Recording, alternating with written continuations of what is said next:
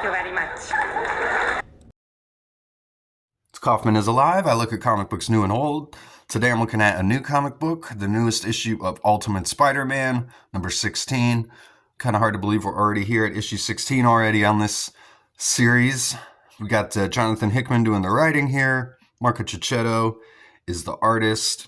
He's on the cover as well. I really like this cover. We've got these 6 Mysterios here surrounding Spider-Man at the crosswalk here. Some funny little Easter eggs on this cover, though. We've got, it says, don't block the box. And, of course, Spider-Man is blocking the signals there. And there's a little Mysterio here in the crosswalk instead of a guy in the little animation. I think that's kind of cool. And like I said, there's 6 Mysterios. At first, I thought this was kind of a wink and a nod to the Sinister Six, which have been plaguing Peter in this book. But we actually learned that there actually are 6 Mysterios here. So a lot gets revealed in this issue. So this will be a heavy spoiler review, as my videos generally are. So if you don't want to be spoiled, first go read the book, come back, watch the video, and you won't get spoiled. But like I said, this issue kind of revolves around Gwen Stacy for the most part. And we learn about her past with Harry, her past with her father. We know her father's has died, and Harry's also died. So she's deals with a lot of loss and trauma here. And we see something about her father as well. There's something, he's not all that he seems. And apparently, perhaps working with Mysterio, even back when Gwen was a little girl, because now we learn that Gwen is a part of this almost like Mysterio cult. It says, our craft is old, older than the lie, because these Mysterios have figured out the lie of this Ultimate Universe and how the Maker has remade it and is basically pulling the wool over everybody's eyes on the entire planet. And these Mysterios have figured that out. And it says, their craft is old, older than the lie. Our power is ageless. The amulet passed from sire to spawn. 1 to wear it, 5 to share it. We are Mysterio. So there's like one main Mysterio, and then there's 5 others who like share the power of it, basically. So that I'm assuming this, having more entities control this makes them all more powerful in a sense. So none of it's really explained too much, but there's some mystery left to it, of course. We get a flashback here to Harry and Gwen's wedding as well. And we see Norman Osborn here. He apparently knows about Gwen's secret. And he says, don't ever let him distract you from what you were put on this earth to do.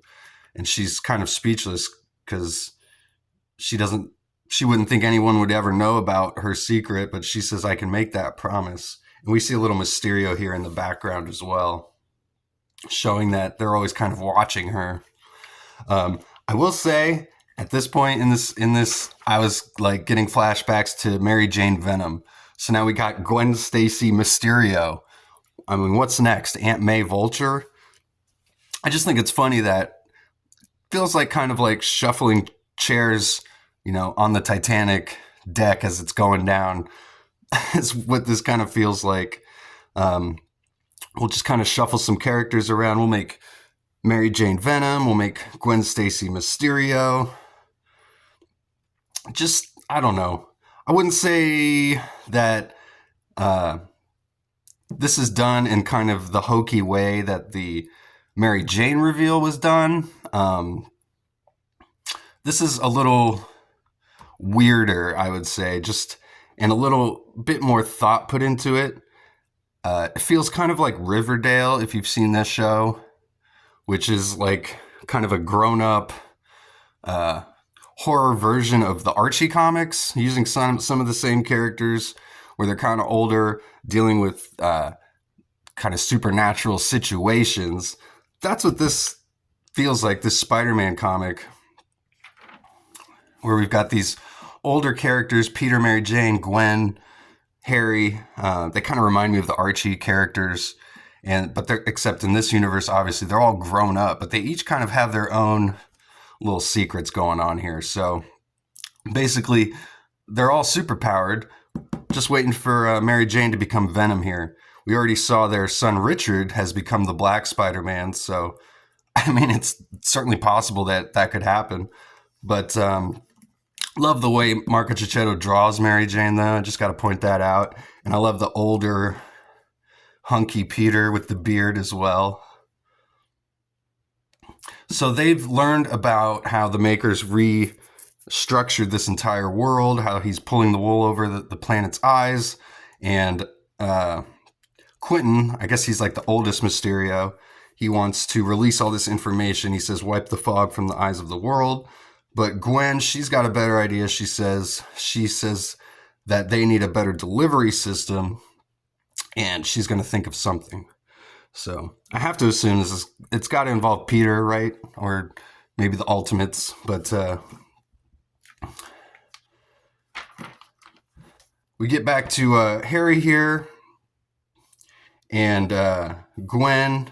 And this is kind of flashed back to some stuff we've already seen as well. A lot of this is flashing back to things we've already seen, but kind of recontextualizing them now that we have a bit more information about what's going on. But people are kind of figuring out that perhaps Harry is the Green Goblin. The public thinks it might be Gwen. Harry is kind of scoffs at that. He's like, yeah, can you imagine that? And then we see her reflection in the Green Goblin mask, and she's like, no, I cannot. Of course, Harry not realizing that she's already Mysterio. So then we, again, get some more context into some things that have happened. And we see that Dr. Octopus was trailing Gwen. And so she fires him from Oscorp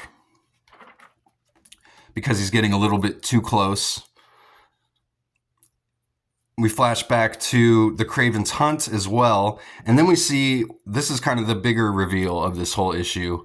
Not just Gwen being in league with the Mysterios here, but also Harry, the fact that he actually did not die at the hands of Kraven. It was all a trick by Mysterio. So we see Mysterio grabbing Harry here, and this is actually Gwen. You can see the longer, lankier arms here of a woman's arms. And so she pulls him back, and Kraven shoots just, some illusion here. And they're able to escape. They kill Kraven here. We see Mysterio shoot Kraven right in the head. She reveals herself to Harry. He says, what is going on? And then we go to the grave, and we're all caught up, and we're in the present now. I really like these pages with the rain, too. It looks really good in the graveyard here. And we've got Harry walking. He says, so I'm dead, and the Green Goblin is not, which must mean I'm not the Green Goblin. So that was their whole plan, just to kind of a clean slate so no one would trace the Green Goblin back to the Osborns here. And she tells him that she's Mysterio, and she says, and secretive is just another word for mysterious. That's who I am, she says. And then he says, what's next? And they say, well, now we're going to take the fight to them, and now we'll win. And the next issue is Harry's War. So after a few issues thinking Harry was killed, we find out that it was all a trick by GWEN STACY, Mysterio Gwen. I don't know what you'd call her. But, so, to me, Gwen Stacy works best as a character as, just Peter's motivation because she got killed. And bringing her back as all these other characters has never really worked for me. I've never read a Gwenpool book or a Spider-Gwen book. My only connection to her really is through those Across the Spider-Verse movies. But I'm not a big fan of of the Gwen Stacy characters. Gwenpool, Spider-Gwen, Ghost Spider. I don't understand any of it. So maybe you can explain it to me in the comments. Let me know. Maybe I should be a fan of Gwenpool or whatever. But I'm a fan of this Gwen Stacy, though. This was a very interesting comic. I've been really liking Ultimate Spider-Man, so I'd recommend go read this series if you haven't yet. It's a subversive take on Spider-Man, and I'm loving it. So thanks again for watching, and I'll see you guys on the next one. Go read comics.